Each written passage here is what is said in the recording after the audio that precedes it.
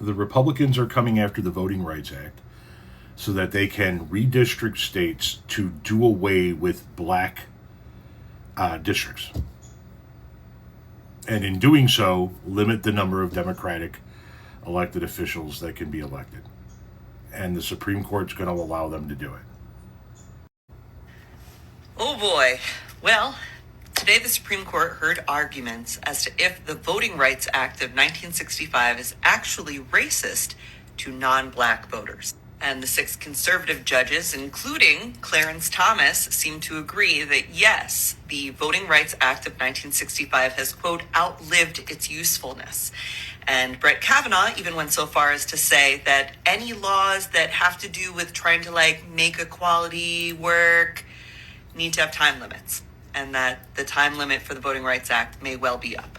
Since 2013, there have been several Supreme Court rulings that have diminished the original power of the 1965 law, starting with Shelby County versus Holder, which said that it was unconstitutional for the federal government to have to approve states' voting laws. So that meant that the states could come up with whatever kind of voting laws that they wanted, and there wasn't a check on that from the federal government.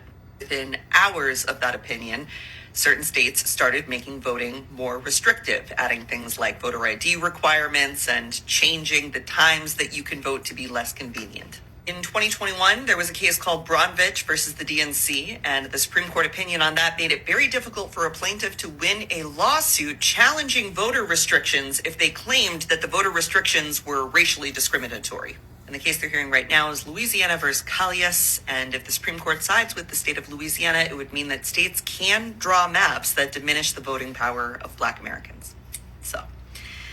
And it looks like they are going to side with the state of Louisiana, which would mean that they could draw racially discriminatory maps.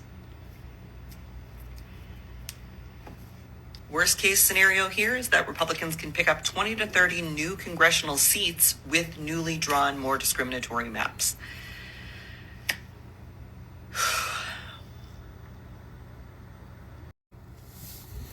If your strategy has to include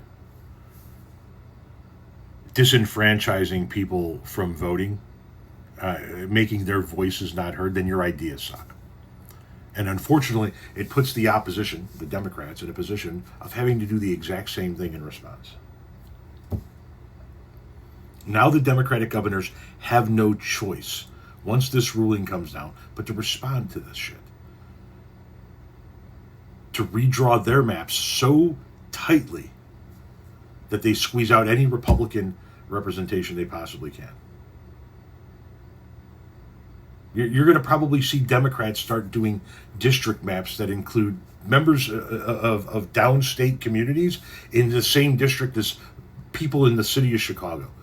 And the whole goddamn country is going to get out of whack, and we're never going to have true representation of the people.